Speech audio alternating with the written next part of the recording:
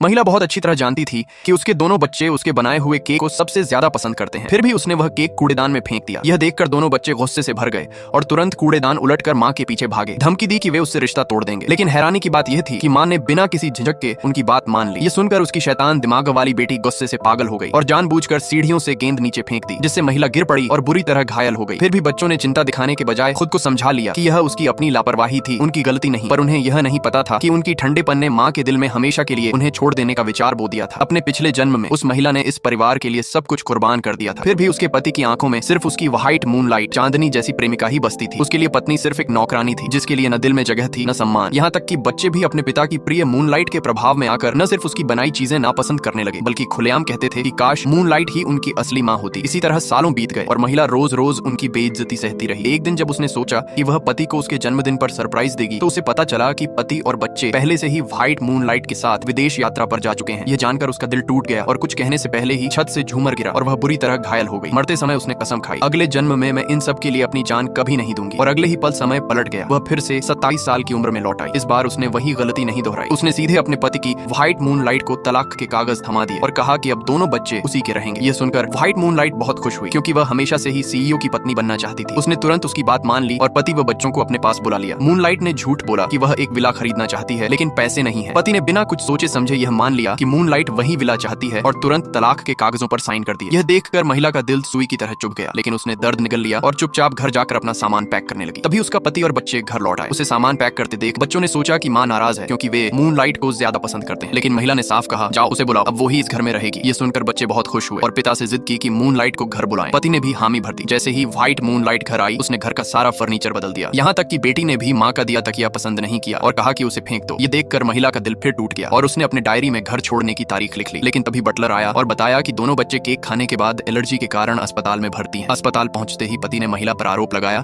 कि उसने जानबूझकर बच्चों को आम वाला केक खिलाया ताकि वे मर जाएं। महिला ने कहा, यह असंभव है, मैं रोज उनके लिए सब कुछ खुद चुनती हूँ। डॉक्टर ने बच्चों की जान बचा ली, लेकिन जब बच्चे होश में आए तो उन्होंने भी माँ पर ही आरोप लगाया। महिला ने पूछा, तुम झूठ क्यों बोल रहे हो? लेकिन पति ने उसकी एक न सुनी और 2 बॉडीगार्ड्स बुलाकर जबरदस्ती उसे आम का जूस पिला दिया। आम से एलर्जी होने के कारण वह बेहोश हो गई। जब उसे होश आया तो उसने सुना कि व्हाइट मूनलाइट खुद मान रही थी कि उसी ने बच्चों को आम वाला केक खिलाया था। फिर भी पति ने दोष उसी पर लगाया। यह सुनकर उसका दिल चीर गया। उसने तय किया कि 20 दिनों बाद वह उड़ान भरकर सब कुछ हमेशा के लिए छोड़ देगी। अब आगे क्या होता है, ये जानने के लिए जुड़े रहिए।